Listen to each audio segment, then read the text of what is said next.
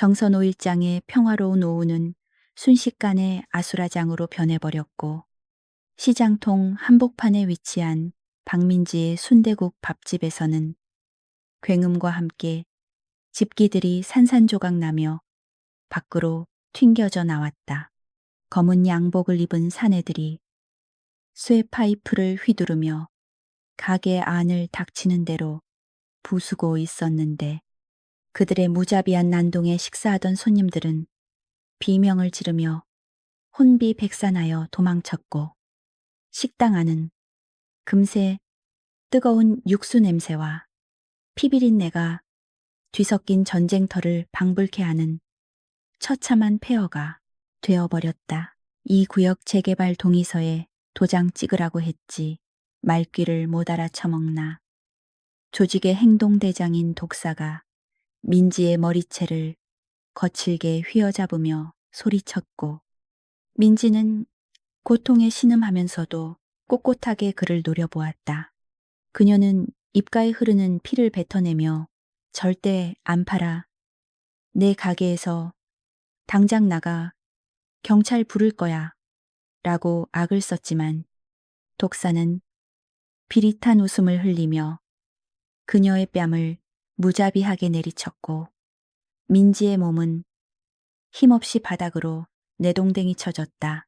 그때 가게 밖에서 배달 오토바이를 세우고 상황을 지켜보던 김씨 할아버지가 더 이상 참지 못하고 가게 안으로 뛰어들며 이 천벌을 받을 놈들아, 힘없는 여편네한테 무슨 짓이야?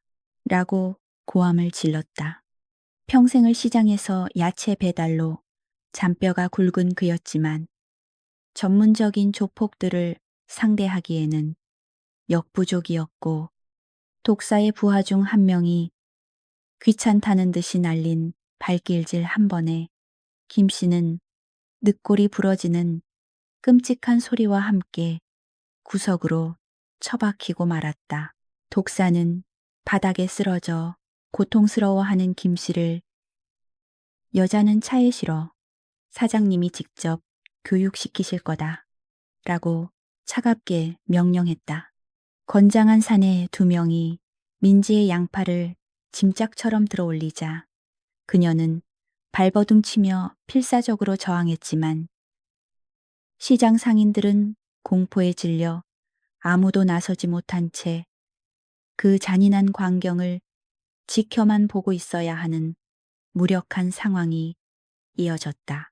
질질 끌려가던 민지의 손이 앞치마 주머니 속에서 희미하게 빛나고 있는 화면에는 절친 수진이라는 이름과 함께 통화 연결 중임을 알리는 숫자가 카운트되고 있었다.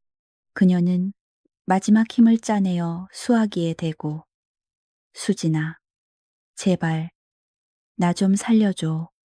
놈들이 가게를 의학이라며 처절하게 비명을 질렀지만 곧바로 독사가 다가와 휴대폰을 빼앗아 바닥에 내던져 산산조각 내버렸다. 검은색 승합차가 굉음을 내며 시장을 빠져나가자 자욱한 먼지와 함께 남겨진 것은 피를 흘리며 신음하는 김씨와 박살난 가게, 그리고 도로 위에 덩그러니 놓인 부서진 휴대폰뿐이었다. 하지만 그들은 알지 못했는데 휴대폰이 박살나기 직전까지 통화는 연결되어 있었으며 수화기 너머의 상대방이 그 끔찍한 비명과 타격음을 고스란히 듣고 있었다는 사실은 폭풍 전야의 고요함처럼 섬뜩한 전조를 예고하고 있었다. 경찰차가 요란한 사이렌 소리를 울리며 시장 입구에 도착했지만 정작 차에서 내린 형사들은 급박한 현장 상황과는 거리가 먼 느긋한 태도로 담배를 입에 물고 어슬렁거리며 나타났다. 지역 토착 폭력배인 강철구 파와 오랫동안 끈끈한 유착 관계를 맺어온 것이 분명해 보이는 그들은 처참하게 박살난 가게 내부를 대충 훑어보더니 바닥에 쓰러져 고통스럽게 신음하는 김 씨를 보고도 구급차를 재촉하기는커녕 힘도 없는 노인네가 괜히 나서서 이를 키웠네. 보험 처리나 알아봐요. 라며 혀를 차는 한심하고 비인간적인 작태를 보였다. 주변에 모여든 상인들이 경찰의 미온적인 태도에 분통을 터뜨리며 항의했지만 형사반장인 최 경사는 오히려 목소리를 높이며 시끄러워요. 조사는 우리가 알아서 하니까 다들 물러나요. 라고 위압적으로 소리치며 현장을 통제하려 들었다. 그는 바닥에 널브러진 깨진 그릇들을 구둣발로 신경질적으로 걷어차며 마치 피해자인 박민지가 고집을 피워 이 사단이 났다는 듯이 그러게 좋은 말로 할 때 땅 팔고 나갔으면 이런 험한 꼴 안 보잖아 라고 중얼거려 듣는 이들의 주먹을 만들었다. 그때 낡은 엔진 소리를 내는 회색 경차 한 대가 경찰 통제선 바로 앞에 거칠게 급정거했고 운전석 문이 열리며 촌스러운 등산복 차림의 한 여자가 내렸다. 형광색 바람막이, 점퍼에 펑퍼짐한 등산 바지, 그리고 흙이 잔뜩 묻은 등산화를 신은 그녀는 영락없이 주말에 산을 찾은 평범한 중년 아줌마처럼 보였지만 모자 아래로 드러난 그녀의 눈빛만은 주위의 소란을 단숨에 잠재울 만큼 차갑게 가라앉아 있었다. 한수진은 차에서 내리자마자 엉망이 된 가게를 한번 훑어보고는 곧장 김씨 할아버지가 쓰러져 있는 곳으로 성큼성큼 다가갔는데 그녀의 걸음걸이에는 망설임이 전혀 없었다. 최 경사가 그녀의 앞을 막아서며 어이, 아줌마 여기는 지금 현장 보존 구역이야. 관계자 외 출입 금지라고라며 짜증 섞인 목소리로 소리쳤지만 수지는 그를 투명 인간 취급하며 어깨를 툭 치고 지나쳐 버렸고 최 경사는 예상치 못한 힘에 밀려 뒤로 비틀거렸다.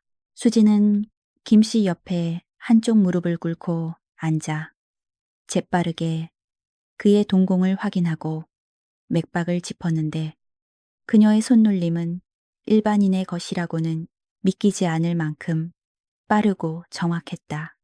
고통에 겨워 숨을 헐떡이는 김씨를 보며 수지는 낮은 목소리로 할아버지, 제 말 들리세요? 숨쉬기 힘드시죠? 조금만 참으세요.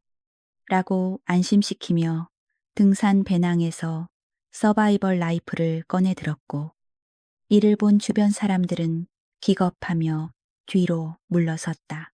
놀란 최 경사가 권총에 손을 가져가며 당신 뭐야 칼 내려놔 라고 고함쳤지만 수지는 아랑곳하지 않고 김씨의 상의를 거침없이 찢어발긴 뒤 부러진 갈비뼈가 폐를 찌르고 있음을 단번에 파악했다.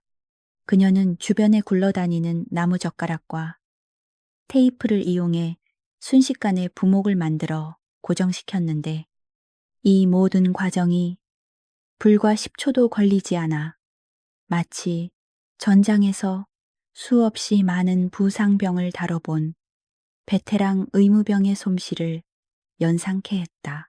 응급처치를 마친 수진이 천천히 자리에서 일어나자 뒤늦게 도착한 119 구급대원들이 환자의 상태를 살피고는 세상에 누가 이렇게 완벽하게 응급조치를 했죠. 기흉이 올 뻔했는데 이 덕분에 살았습니다. 라며 감탄을 금치 못했다. 구급대원의 말에 최 경사와 구경꾼들은 벙찐 표정으로 수진을 바라보았지만 정작 당사자인 그녀는 피 묻은 손을 주머니에서 꺼낸 물티슈로 무심하게 닦아내며 여전히 표정 변화 하나 없이 차가운 얼굴을 하고 있었다. 최 경사는 뻘쭘해진 표정으로 헛기침을 하며 아니, 뭐 우연히 잘 된 건 다행인데 당신 박민지 씨랑 무슨 사이야? 신분증 좀 봅시다. 라고 거들먹거리며 다시금 권위를 세우려 들었다. 수지는 닦던 손을 멈추고 고개를 천천히 돌려 최 경사를 정면으로 응시했는데 그 순간 최 경사는 등골이 오싹해지는 기분을 느끼며 자신도 모르게 뒷걸음질 쳤고 그녀의 눈동자는 마치 먹잇감을 노리는 맹수처럼 살기를 띠고 있었다. 강철구, 그 새끼 지금 어디 있어? 수진의 입에서 나온 목소리는 너무나도 낮고 건조해서 오히려 더 큰 공포감을 주었고 최 경사는 당황하여 아니, 다짜고짜 반말이야. 그리고 강 사장이 어디 있는지 내가 어떻게 알아? 라며 말을 더듬었다. 수지는 대답 대신 가게 구석에 떨어진 민지의 박살난 휴대폰을 주워 들었고 유심칩을 능숙하게 분리해 자신의 구형 폴더폰에 끼워 넣으며 무언가 확인하기 시작했다. 가게 안을 샅샅이 뒤지던 수진의 시선이 바닥에 떨어진 명함 한 장에 고정되었는데 거기에는 일수, 급전, 토지 매입 강철구라는 이름과 함께 허름한 창고 약도가 그려져 있었다. 그녀는 명함을 구겨 주머니에 넣으며 짐을 챙겼고 최 경사가 그녀의 앞을 다시 막으며 이봐, 참고인 조사받아야지. 어딜 가라고 소리쳤지만 수지는 내 친구 데려와서 그때 봤지 라고 짧게 내뱉은 뒤 그를 무시하고 밖으로 나갔다. 수진이 차에 다시 올라타자 엔진 소리가 맹수의 그르렁거리는 소리처럼 거칠게 울려 퍼졌고 그녀는 조수석 글로브 박스를 열어 낡은 가죽 장갑을 꺼내 꼈다. 백미러에 비친 그녀의 얼굴은 더 이상 평범한 등산객 아줌마가 아니었으며 과거 대테러 부대 707 특임대에서도 전설로 불렸던 코드네임 바이퍼 독사의 서늘한 살기가 그녀의 전신을 감싸고 있었다. 그녀는 핸들을 꽉 쥐며 민지가 끌려간 방향으로 차를 급가속했는데 타이어가 타는 냄새와 함께 차는 총알처럼 튀어나갔고 그 뒤로 경찰들의 당황한 고함 소리가 멀어졌다. 수지는 머릿속으로 강철구의 아지트로 가는 최단 경로를 계산하며 민지가 납치된 지 정확히 25분이 지났음을 확인했고 차창 밖으로 정선의 평화로운 풍경이 빠르게 스쳐 지나갔지만 수진의 눈에는 오직 적의 위치와 타격 지점만이 붉은색 좌표처럼 떠오르고 있었다. 그녀는 과거 작전 중 수없이 많은 인지를 구출하고 적을 섬멸했던 기억을 되살리며 이번에는 국가의 명령이 아닌 친구를 위해 그리고 자신의 분노를 잠재우기 위해 기꺼이 지옥으로 들어갈 준비를 마쳤다. 산 중턱에 위치한 폐창고로 향하는 비포장 도로에 들어서자 차체가 심하게 요동쳤지만 수지는 한 손으로 능숙하게 핸들을 조작하며 거침없이 질주했다. 멀리 산 중턱에 검은 연기가 피어오르는 것이 보였고 본능적으로 그곳이 놈들의 소굴임을 직감한 수진의 입가에는 비로소 차가운 미소가 걸렸는데 그것은 곧 시작될 피해 축제를 예고하는 사신의 미소와도 같았다. 수지는 주머니 속에서 진동하는 휴대폰을 꺼내 발신자를 확인했는데 화면에는 사령관이라는 세 글자가 찍혀 있었지만 그녀는 과감하게 종료 버튼을 눌러버렸다. 지금 이 순간 그녀에게 필요한 것은 상부의 허가나 지원 병력이 아니라 오직 자신의 두 주먹과 놈들의 뼈를 부러뜨릴 확실한 명분뿐이었고 그녀는 이미 그 명분을 차고 넘치게 가지고 있었다. 폐창고 입구에 다다르자 철조망으로 둘러싸인 거대한 요새가 모습을 드러냈고 입구에는 험상궂은 덩치들이 야구 방망이를 들고 경계를 서고 있었다. 수지는 차속도를 줄이지 않고 그대로 정문을 향해 돌진할 기세였으나 마지막 순간 브레이크를 밟아 놈들의 코앞에 차를 세웠고 흙먼지를 뒤집어 쓴 덩치들은 기침을 하며 욕설을 퍼부으며 차 쪽으로 다가왔다.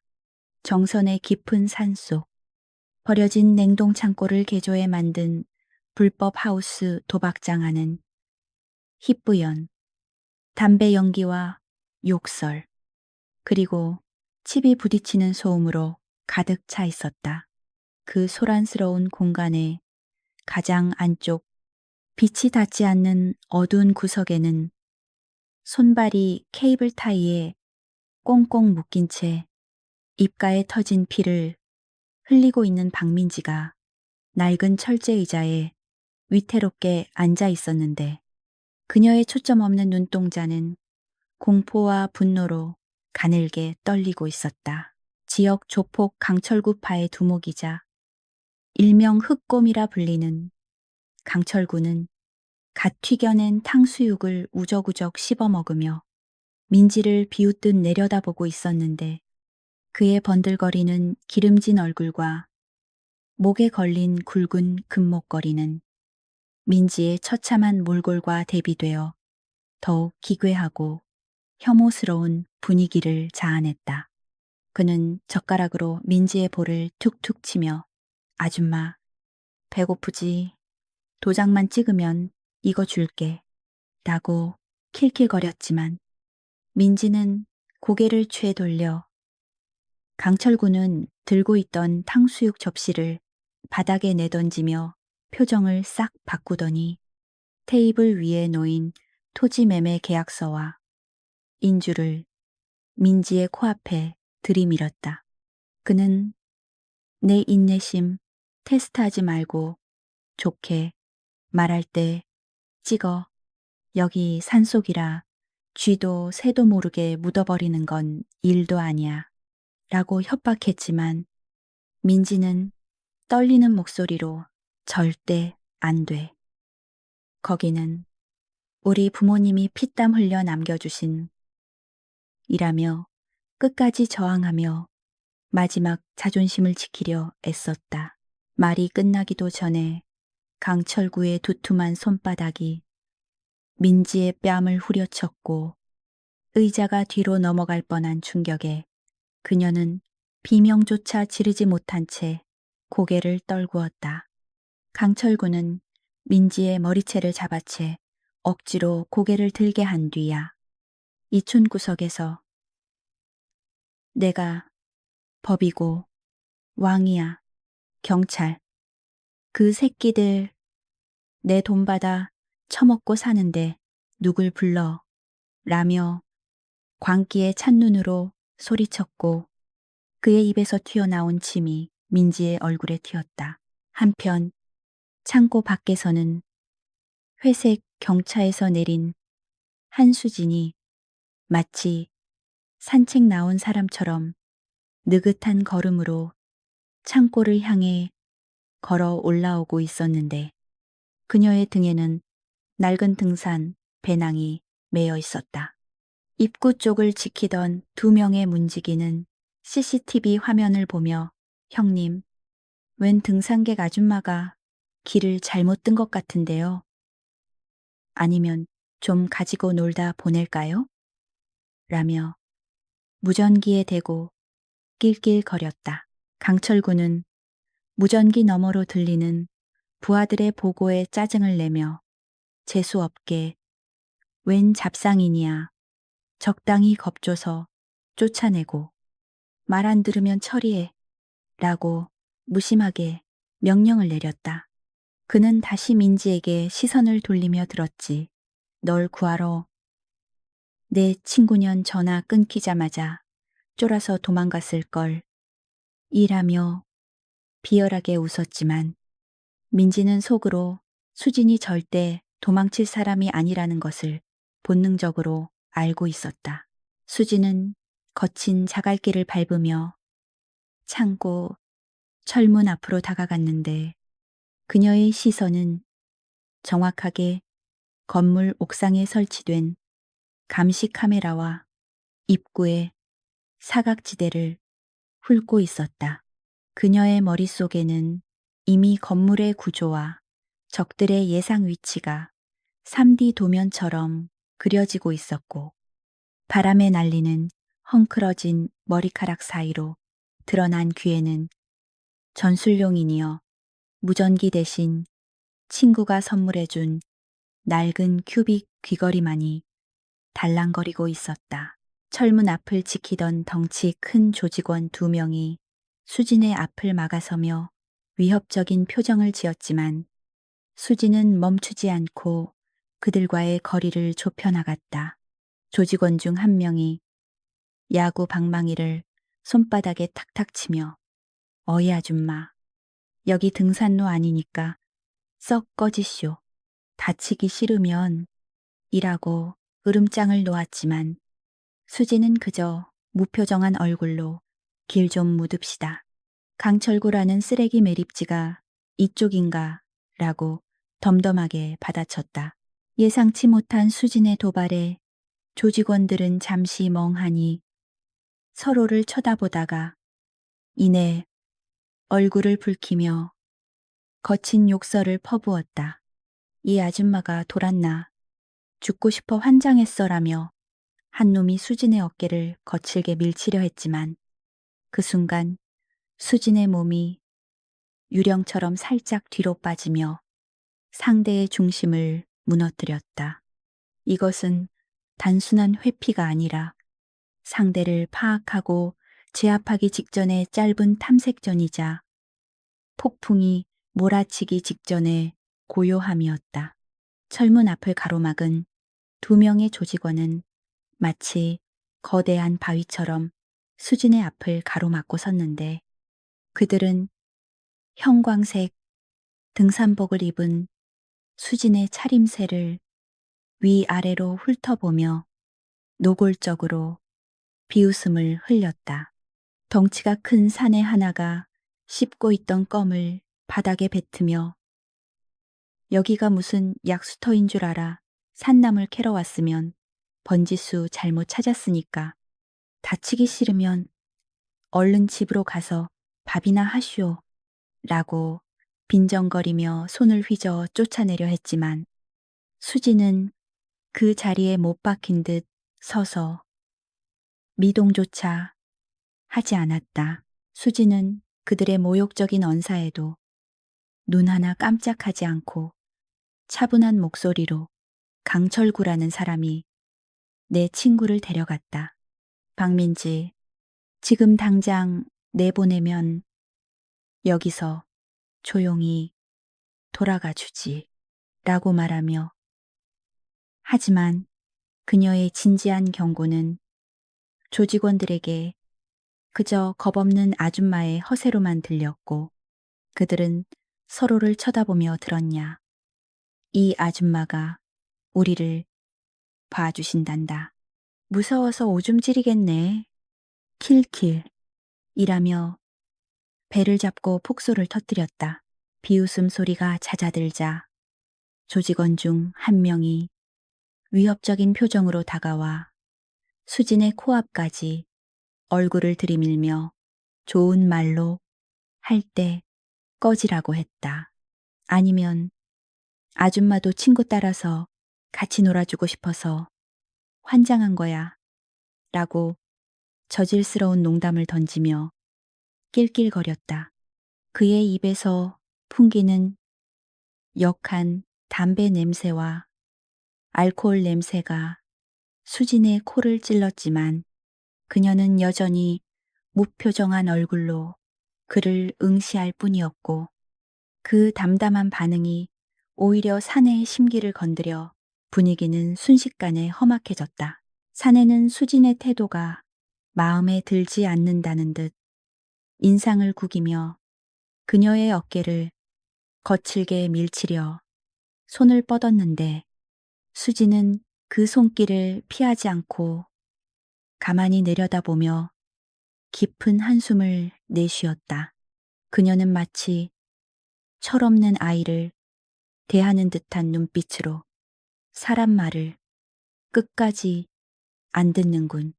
기회를 줬을 때 잡았어야지 라고 나직이 중얼거렸지만 사내들은 그 말이 자신들의 목을 조여올 사형 선고라는 사실을 꿈에도 모른 채 그저 비웃음만 흘릴 뿐이었다. 수지는 천천히 왼손 손목에 차고 있던 낡은 전자시계를 풀기 시작했는데 그것은 민지가 선물해준 소중한 물건이라 피가 튀어 더러워지거나 망가지는 것을 원치 않았기 때문이었다.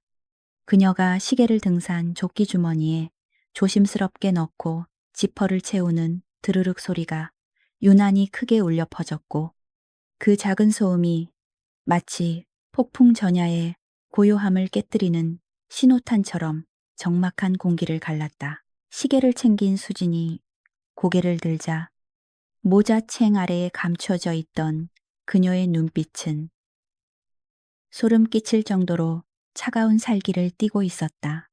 그녀는 주머니에 양손을 찔러 넣은 채 한 발짝 앞으로 다가섰고 그제야 무언가 잘못되었음을 본능적으로 감지한 조직원들이 주춤하며 뒷걸음질 쳤지만 이미 수진의 전신 근육은 폭발적인 힘을 낼 준비를 마친 상태였다. 조직원들은 당황한 기색을 감추며 품 안에서 잭나이프를 꺼내 들고 이 여편네가 진짜 돌았나 죽고 싶어 라고 고래고래 소리를 질러대며 허세를 부렸다.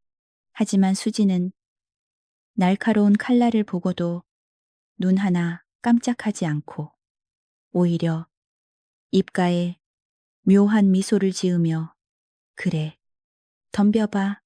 시간 없으니까 라고 짧게 응수했고 그 도발적인 태도에 이성을 잃은 사내 하나가 괴성을 지르며 그녀를 향해 흉기를 휘둘러 덤벼들었다. 창고 안의 상황실 모니터로 이 광경을 지켜보던 강철구는 밖이 소란스러워지자 미간을 찌푸리며 밖의 놈들은 뭐 하느라 시끄러워 쥐새끼 한 마리 처리 못하고 라며 짜증을 냈다. 하지만 그는 화면 속에 평범해 보이는 아줌마가 자신의 정의 조직원들을 상대로 겁도 없이 맞서고 있는 모습에 묘한 위화감을 느끼기 시작했고 잡고 있던 민지의 머리채를 놓아주며 화면 속으로 빨려 들어갈 듯 집중했다.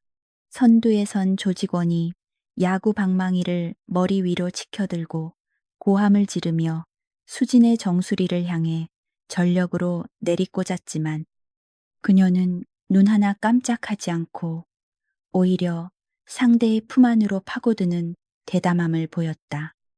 둔탁한 파열음과 함께 방망이가 허공을 갈랐고 수지는 본능적으로 몸을 틀어 공격을 흘려낸 뒤 왼팔로 상대의 팔 안쪽을 강하게 쳐내며 균형을 무너뜨렸다. 그녀의 동작은 물 흐르듯 자연스러웠으나 그 파괴력은 상상을 초월했는데 중심을 잃은 사내의 턱 밑으로 수진의 오른손 장저가 벼락같이 꽂히자 억소리조차 내지 못한 채 그의 고개가 뒤로 젖혀졌다. 이것은 단순한 폭력이 아니라 인체의 급소를 정확히 타격하여 상대를 무력화시키는 살인 기술. 크라브마가의 가장 기초적이면서도 치명적인 일격이었다. 동료가 단 한 번의 공격에 나가떨어지는 것을 목격한 두 번째 조직원은 공포에 질린 표정으로 허리춤에서 사심이 칼을 꺼내 들었으나 그의 손은 이미 걷잡을 수 없이 떨리고 있었다. 이 미친년이라며 악을 쓰며 칼을 휘두르려 했지만 수지는 이미 그의 사정거리 안으로 들어와 있었고 그녀의 발끝이 놈의 오금쟁이를 정확하게 가격했다. 무릎 관절이 꺾이는 끔찍한 소리와 함께 수지는 지체 없이 그의 손목을 비틀어 칼을 떨어뜨리고 팔꿈치로 뒷덜미를 가격해 기절시켰다. 두 명의 거구들이 바닥에 널브러져 신음소리조차 내지 못하게 되기까지 걸린 시간은 불과 10초 남짓이었고 수진의 호흡은 여전히 평온하게 유지되고 있었다. 수진은 바닥에 떨어진 흙 묻은 야구 방망이를 주워 들고 손에 익숙한 그립감을 확인하며 가볍게 몇 번 휘둘러 보았는데 그녀의 눈빛은 마치 오랜만에 전장으로 돌아온 노병의 그것처럼 서늘하게 빛나고 있었다. 그녀는 쓰러진 조직원들을 쳐다보지도 않고 창고 입구 쪽에 설치된 CCTV 카메라를 향해 천천히 고개를 들어 올렸다. 모니터 너머로 이 모든 광경을 지켜보고 있던 강철구는 입에 물고 있던 담배를 바닥에 떨어뜨릴 정도로 경악을 금치 못했는데 그의 눈은 믿을 수 없는 현실을 부정하듯 크게 흔들리고 있었다. 뭐야. 저 아줌마 정체가 뭐야. 특수부대 출신이라도 되는 거야. 라며 쉰 목소리로 중얼거렸지만 등줄기를 타고 흐르는 식은땀은 멈추지 않았다. 강철구는 황급히 무전기를 집어들고 비상전원 집합 입구에 미친년 하나가 쳐들어왔다. 당장 막아 라고 고래고래 소리를 질렀고 창고 안에서 대기하던 수십 명의 조직원들이 웅성거리며 무기를 챙겨 뛰쳐나오기 시작했다. 평온하던 도박장은 순식간에 아수라장으로 변했고 민지는 소란스러운 틈을 타 고개를 들어 모니터 속의 수진을 확인하고는 안도의 눈물을 흘렸다. 수진은 굳게 닫힌 철문을 향해 성큼성큼 걸어가며 안에서 들려오는 요란한 발자국 소리와 고함 소리를 통해 적들의 규모를 짐작하고 있었는데 대략 20명 정도의 병력이 움직이고 있음을 감지했다. 그녀는 과거 대테러 작전에서 수백 명의 적진 한복판에 홀로 침투했던 기억을 떠올리며 이 정도의 양아치들은 몸풀기 상대조차 되지 않음을 본능적으로 알고 있었다. 철문이 요란한 소리를 내며 열리고 쇠파이프와 강목으로 무장한 조직원들이 떼를 지어 쏟아져 나오자 수지는 걸음을 멈추고 그들을 무심하게 바라보며 한 손으로 야구 방망이를 어깨에 걸쳤다. 수적 우세를 믿고 기세등등해진 조직원들은 저 아줌마야 겁대가리를 상실했구만이라며 비웃음을 날렸지만 수진의 입가에는 비로소 잔혹한 사냥을 앞둔 포식자의 미소가 희미하게 번졌다. 수진이 창고의 거대한 철문을 굉음과 함께 박차고 들어서자 내부의 웅성거림은 순식간에 정적에 휩싸였고 도박장으로 개조된 넓은 홀 중앙에는 강목과 쇠파이프를 든 수십 명의 조직원들이 마치 먹잇감을 노리는 늑대떼처럼 그녀를 겹겹이 포위하며 숨 막히는 살기를 내뿜고 있었다. 2층 난간에서 이 광경을 내려다보던 강철구는 킬킬거리며 비웃음을 터뜨렸는데 그는 옆에 묶여있는 민지의 머리채를 잡아 흔들며야 네가 믿는 구석이 고작 저 등산복 아줌마였냐. 친구끼리 쌍으로 미쳤나 보네. 진짜 코미디가 따로 없어. 라고 조롱했고 그의 부하들 역시 두목의 농담에 맞춰 왁자지껄하게 웃어대며 수진을 향해 휘파람을 불어댔다. 강철구는 난간에 기대어 수진을 손가락질하며 여기가 무슨 경로당인 줄 알아. 남을 캐러 왔으면 산으로 갈 것이지 왜 남의 영업장에 와서 행패야 라고 소리치며 바닥으로 침을 뱉었고 애들 시켜서 곱게 보내줄 때 꺼지지. 제 발로 지옥에 들어오다니 멍청한 것도 죄라니까 라며 혀를 찼다. 수지는 쏟아지는 모욕에도 아랑곳하지 않고 오직 2층에 묶여있는 민지의 상태만을 확인했는데 공포에 질려 수진아 도망가 제발이라고 외치는 친구의 목소리를 듣자 그녀의 무표정한 얼굴 위로 억눌러 왔던 분노가 차가운 불꽃처럼 일렁이기 시작했고 그 서늘한 기운은 소란스럽던 장내를 일순간 압도했다. 시끄러워서 못 들어주겠네. 수지는 나직이 중얼거리며 입고 있던 형광색 바람막이 점퍼의 지퍼를 천천히 내리기 시작했는데 지익하는 소리가 유난히 크게 울려 퍼지며 긴장감을 고조시켰고 그녀는 거추장스럽다는 듯 점퍼를 벗어 바닥에 툭 던져버리며 본격적으로 몸을 풀 준비를 마쳤다. 점퍼 속에 감춰져 있던 검은색 민소매 티셔츠 위로 드러난 그녀의 팔은 충격 그 자체였는데 군살 하나 없는 탄탄한 근육 위에는 칼에 베인 자국과 총알이 스치고 지나간 화상 흉터들이 선명하게 새겨져 있어 그녀가 살아온 처절한 전장의 역사를 고스란히 증명하고 있었다. 가까이서 그녀의 몸에 새겨진 끔찍한 흉터들을 목격한 조직원들은 본능적으로 뒷걸음질 치며 마른 침을 삼켰는데 그것은 평범한 주부의 것이라고는 도저히 믿을 수 없는 실전 근육과 살인 기술을 익힌 자만이 가질 수 있는 독특한 아우라였기 때문에 그들은 쥐고 있던 무기를 고쳐 잡으며 긴장할 수밖에 없었다. 수지는 목을 좌우로 꺾어 뚝뚝 소리를 내며 굳은 근육을 풀었고 그녀의 눈빛은 더 이상 산행을 즐기던 아줌마가 아닌 적을 섬멸하기 위해 투입된 인간 병기 바이퍼의 눈빛으로 완전히 변해 있었다. 그녀는 겁먹은 조직원들을 향해 손가락을 까닥이며 한 명씩 오면 귀찮으니까 다 같이 덤벼 1분 준다 라고 차갑게 분위기가 이상하게 흘러가는 것을 감지한 강철구는 다급하게 소리치며 뭐하고 있어.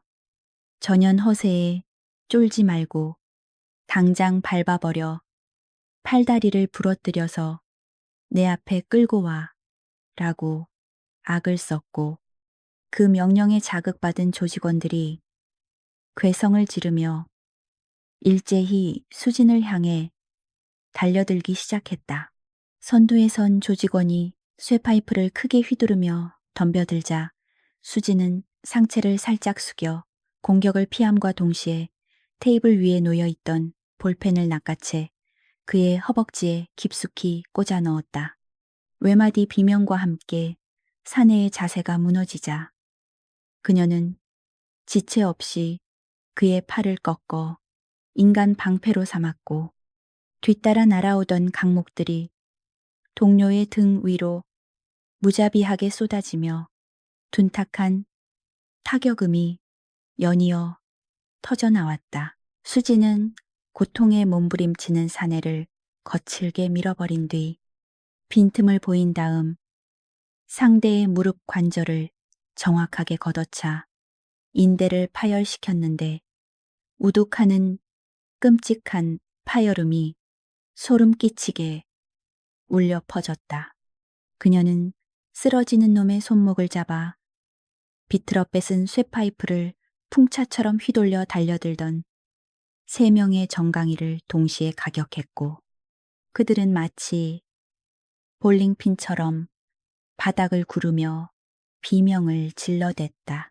도박판은 순식간에 뒤집어졌고 허공으로 흩날리는 수천 개의 칩들이 마치 핏빛비처럼 쏟아지는 가운데 수지는 유령처럼 날렵한 몸놀림으로 적들의 포위망을 유린하며 그들의 급소만을 골라 타격했다. 그녀는 뒤에서 덮치려던 거구의 멱살을 잡아 업어치기로 도박 테이블 위로 매다 꽂았는데 테이블이 반으로 쪼개지며 사내는 거품을 물고 기절해버렸고 이를 본 조직원들의 눈에는 공포가 서리기 시작했다. 이것은 싸움이 아니라 일방적인 학살에 가까웠는데 수지는 빗발치는 주먹과 흉기들 사이를 종이 한 장 차이로 피하며 호흡 하나 흐트러지지 않는 경이로운 체력을 과시했다. 날카로운 회칼을 휘두르며 발악하는 행동대장의 손목을 낚아챈 그녀는 무방비 상태가 된 명치에 강력한 팔꿈치 가격을 꽂아 넣어 그를 입에 거품을 물고 쓰러지게 만들었다. 그녀의 움직임은 마치 잘 짜인 죽음의 무도와도 같았는데 불필요한 동작은 단 하나도 없이 오직 상대를 무력화시키는 데에만 집중된 707 특임대의 살상무술이 유감없이 발휘되고 있었다. 바닥에는 이미 10명이 넘는 건장한 사내들이 팔다리가 꺾인 채 신음하고 있었고 남은 놈들은 동료들의 처참한 몰골에 질려 감히 덤벼들 엄두조차 내지 못한 채 뒷걸음질 치며 서로의 눈치만 살피고 있었다. 벌써 끝인가? 난 아직 몸도 안 풀렸는데 수진이 피 묻은 쇠파이프를 바닥에 챙 하고 던지며 서늘하게 묻자 공포에 질린 나머지 조직원들은 무기를 버리고 살려달라며 애원하거나 도망치려 했다. 하지만 수지는 도망가는 놈의 뒷덜미를 잡아채 바닥에 내동댕이 치고 비굴하게 비는 놈의 턱을 걷어차 기절시키는 등 자비 없는 응징을 가하며 단 한 명의 적도 서 있지 못하게 만들었다. 마지막 놈이 벽에 처박혀 기절하자 시끌벅적하던 창고 안에는 오직 부상자들의 고통스러운 신음소리와 수지는 천천히 고개를 들어 2층 난간에서 사시나무 떨듯 떨고 있는 강철구를 응시했다. 그녀는 손목을 들어 시간을 확인하는 시녀술 하며 58초. 생각보다 오래 걸렸네. 이제 내 차례야. 곰 사장이라고 나직이 읊조렸는데 그 목소리는 지옥에서 온 사신의 선고처럼 들렸다. 2층 난간 구석으로 몰린 강철구는 부들부들 떨리는 손으로 품 안 깊숙이 숨겨두었던 리볼버 권총을 꺼내 들었는데 식은땀이 비오듯 흐르는 그의 얼굴은 공포로 하얗게 질려 있었다. 오, 오지 마쏘. 쏜다. 진짜 쏜다고. 라고 악을 쓰며 방아쇠에 손가락을 걸었지만 수지는 눈 하나 깜짝하지 않고 성큼성큼 다가오며 안전장치도 안 풀고 쏘겠다고 멍청한 건 약도 없다더니 라며 차갑게 비웃었다. 강철구가 당황하여 총을 확인하려 시선을 내린 찰나 수진의 발이 번개처럼 날아올라 그의 손목을 정확히 가격했고 총은 허공을 가르며 바닥으로 떨어져 요란한 소리를 냈다. 수지는 비명을 지르며 손목을 부여잡고 주저앉은 강철구의 머리채를 잡아 낚아채 책상 위로 거칠게 내리찍었고 억 하는 외마디 비명과 함께 그의 콧뼈가 부러지며 붉은 선혈이 책상 위로 튀었다. 그녀는 고통에 몸부림치는 강철구의 뺨을 서류 뭉치로 툭툭 치며 총을 꺼냈으면 쏠 각오도 했어야지. 이제 네가 믿는 그 대단한 뒷배나 한번 불러봐. 라고 나직이 속삭였는데 그 목소리는 마치 지옥의 사자가 귓가에 읊조리는 저주처럼 들렸다. 강철구는 피범벅이 된 얼굴로 헐떡이며 너 진짜 후회하게 해줄 거야. 우리 사촌형이 이 지역 경찰서장이야. 넌 이제 끝났어. 라고 고래고래 소리를 지르며 떨리는 손으로 휴대폰 단축번호 1번을 눌렀다. 신호가 몇 번 가기도 전에 철구야, 왜 또 전화질이야. 이번엔 또 누굴 담가달라고 라는 최 서장의 짜증 섞인 목소리가 스피커폰을 통해 흘러나왔고 강철구는 구세주라도 만난 듯 형님, 여기 미친년이 쳐들어와서 다 죽여요. 빨리 애들 데리고 와서 인연 좀 쏴 죽여줘요. 라고 울부짖었다. 수지는 강철구의 애원과 최 서장의 욕설이 뒤섞인 통화 내용을 잠자코 듣고 있다가 피식 헛웃음을 터뜨리며 자신의 주머니에서 투박한 군용 무전기 스타일의 휴대폰을 꺼내 들었다. 그녀는 강철구의 휴대폰을 빼서 바닥에 던져 박살내버린 뒤 자신의 휴대폰에 저장된 단 하나의 번호를 눌렀고 신호음이 한 번 울리기도 전에 묵직하고 위험 있는 중년 남성의 목소리가 흘러나왔다. 통신 보안, 무슨 일인가? 한 중령, 수지는 자세를 고쳐잡고 정중하지만 단호한 어조로 충성, 707, 특임대대, 예비역, 중령, 한수진입니다. 현재 강원도 정선 지역에서 민간인 납치 및 감금 상황 발생, 지역 경찰과 조직 폭력배의 유착이 확인되어 자체 해결이 불가능하다고 판단됩니다. 라고 보고했다. 그녀의 입에서 나온 중령이라는 단어와 군대식 보고에 강철구의 눈은 찢어질 듯 커졌고 그는 자신이 건드려서는 안 될 벌집을 아니 핵폭탄을 건드렸음을 그제야 깨닫고 수화기 너머의 사령관은 잠시 침묵하더니 억누를 수 없는 분노가 담긴 목소리로 감히 내 부하의 친구를 건드리고 지역 경찰까지 한패라고 지금 당장 인근에 훈련 중인 30수여단 타격대와 헌병대를 급파하겠다. 현장 지휘권은 자네에게 위임한다. 놈들을 모조리 쓸어버려. 라고 명령했다. 그 목소리는 스피커폰이 아님에도 불구하고 쩌렁쩌렁하게 울려 퍼졌고 강철구는 다리에 힘이 풀려 그 자리에서 오줌을 지리며 주저앉고 말았다. 수지는 수신양호 뒷정리 부탁드립니다.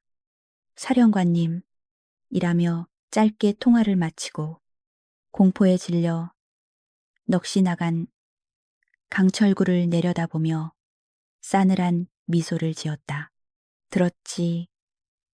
네가 부른 건 동네 경찰서장이지만 내가 부른 건 대한민국 국군이야. 급이 좀 다르지. 그녀는 강철구의 멱살을 잡고 일으켜 세우며 이제 진짜 교육을 시작해 볼까. 억울하면 지금이라도 서장 형님한테 다시 전화해 보든지 라고 조롱했고 강철구는 공포에 질려 아무 말도 하지 못한 채 고개만 저을 뿐이었다. 그때 멀리서 들려오는 헬기 프로펠러 소리와 함께 육중한 군용 트럭들의 엔진 소리가 산을 울리기 시작했고 창고 밖은 순식간에 계엄령이라도 선포된 듯한 살벌한 분위기로 변해갔다. 수지는 묶여있던 민지에게 다가가 밧줄을 풀어주며 많이 늦었지. 미안해.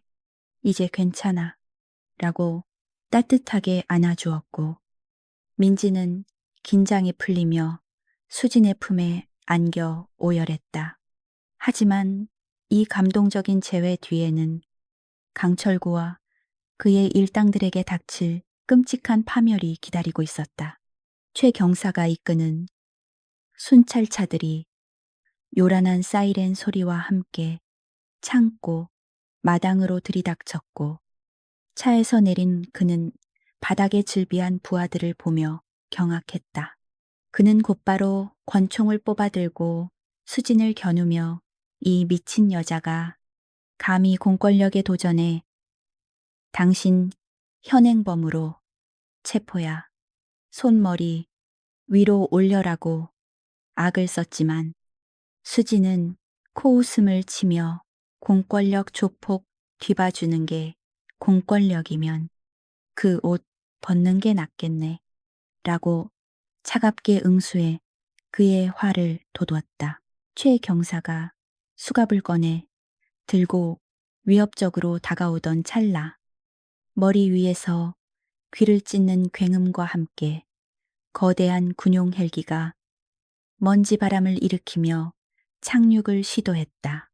동시에 두두두두 하는 묵직한 엔진 소리와 함께 위장 무늬로 도색된 군용 트럭들이 창고 입구를 완전히 봉쇄했고 트럭에서 뛰어내린 무장 헌병들이 순식간에 경찰들을 포위하며 총구를 겨누자 현장은 숨막히는 긴장감에 휩싸였다. 당황한 최 경사가 뭐야. 우린 경찰이야.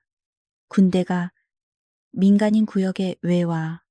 라고 소리쳤지만 헌병대 차량에서 내린 헌병대장은 그를 무시하고 수진에게 다가가 절도 있는 거수경례를 올렸다.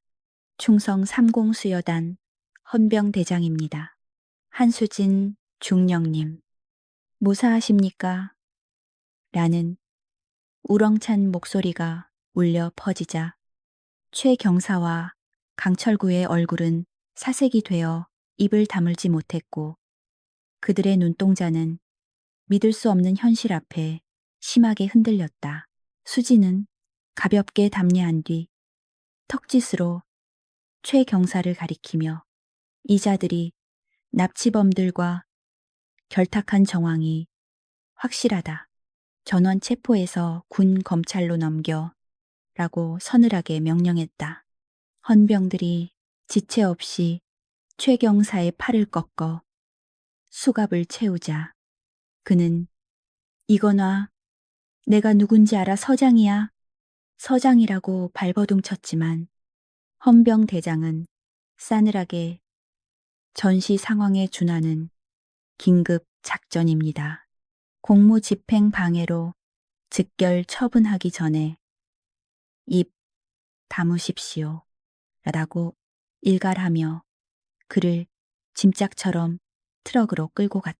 모든 뒷배가 사라지고 홀로 남겨진 강철구는 수진이 천천히 다가오자 그는 공포에 질려 뒷걸음질 치며 잘못했습니다.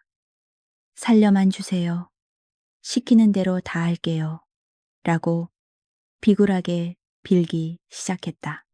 수지는 그런 그를 벌레 보듯 내려다보며 사과는 내가 아니라 내 친구한테 해야지 라고 말했고 강철구는 민지 발치에 머리를 박으며 죽을 죄를 지었습니다. 제발 용서해 주십시오. 라고 민지가 겁에 질려 아무 말도 못하자 수지는 강철구의 멱살을 잡아 일으켜 세운 뒤 온몸에 체중을 실어 그의 뺨을 짝 소리가 나도록 후려갈겼다. 고개가 90도로 돌아간 강철구에게 수지는 이건 내 친구 눈에서 눈물 나게 한 대가야. 감옥에서 평생 썩으면서 반성해 라고 차갑게 쏘아붙였고 곧이어 헌병들이 그를 개처럼 질질 끌고 가자 창고에는 뒤늦은 정의가 구현되는 통쾌함만이 남았다. 소란스러웠던 정선의 야사는 군용 트럭들이 철수하고 사건 현장 감식이 마무리되면서 다시금 예전의 고요함을 되찾았는데 강철구파와 부패 경찰들이 일망타진되었다는 소식은 삽시간에 퍼져나가 지역 주민들에게 큰 안도감을 주었다. 수지는 뒷수습을 맡은 헌병 대장에게 간단한 목례를 건네며 조용히 현장을 떠났고 그녀의 뒷모습은 방금 전까지 살벌한 전장을 지휘하던 냉철한 지휘관이 아니라 다시금 장바구니를 든 평범한 이웃집 아주머니의 푸근한 모습으로 돌아와 있었다. 병원으로 이송된 민지는 다행히 생명에는 지장이 없었기에 간단한 치료를 받고 안정을 취할 수 있었는데 그녀는 병실을 지키고 있는 수진의 손을 꼭 잡으며 평생 밥값은 내가 책임져야겠네 라고 농담 섞인 진심을 전하며 눈시울을 붉혔다. 수지는 쑥스러운 듯 머리를 긁적이며 밥값 대신 순대국밥 평생 무료 이용권이면 충분해 라고 받아쳤고 두 친구는 서로를 마주보며 지난밤의 공포를 잊은 채 용감하게 나섰다가 부상을 입었던 김씨 할아버지 역시 수진의 특별 지시로 국군 수도병원에서 최고의 의료진에게 치료를 받게 되었으며 그의 의로운 행동은 지역사회에 귀감이 되어 경찰청장 표창까지 수여받게 되는 영광을 안았다. 할아버지는 병실을 찾아온 수진에게 늙은이가 주책이었는데 자네 덕분에 살았어 라며 연신 고마움을 표시했고 수진은 그의 주름진 손을 두 손으로 감싸주며 불의를 보고 피하지 않은 할아버지야말로 진짜 영웅이십니다. 라고 정중하게 경의를 표했다. 몇 주 후 말끔하게 수리되어 다시 문을 연 민지의 순대국밥집은 소문을 듣고 찾아온 손님들로 문전성시를 이루었고 시장 상인들은 이제 더 이상 깡패들의 협박에 시달리지 않고 마음 편히 장사를 할 수 있게 되어 얼굴에 웃음꽃이 만발했다. 수지는 여느 때와 다름없이 촌스러운 형광색 등산복을 입고 가게 구석자리에 앉아 뚝배기를 기울이고 있었는데 그 평범하고 수수한 모습 속에는 누구도 감히 넘볼 수 없는 강인한 내공이 깊게 숨겨져 있었다.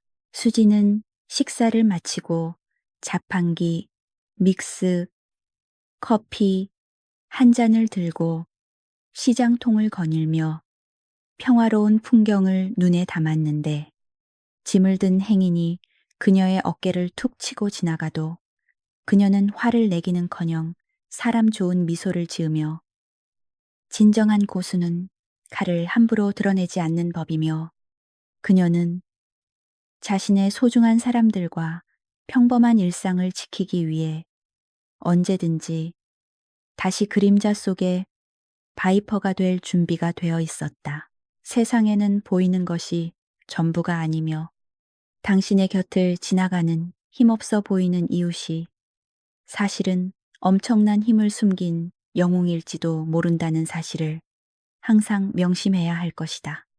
약한 자를 돕고 악을 처단하는 통쾌한 전직 특수부대원의 사이다. 참교육 이야기가 마음에 드셨다면 정의가 살아 숨쉬는 다음 이야기를 위해 지금 바로 좋아요와 구독 그리고 알림 설정을 눌러주시기를 부탁드린다.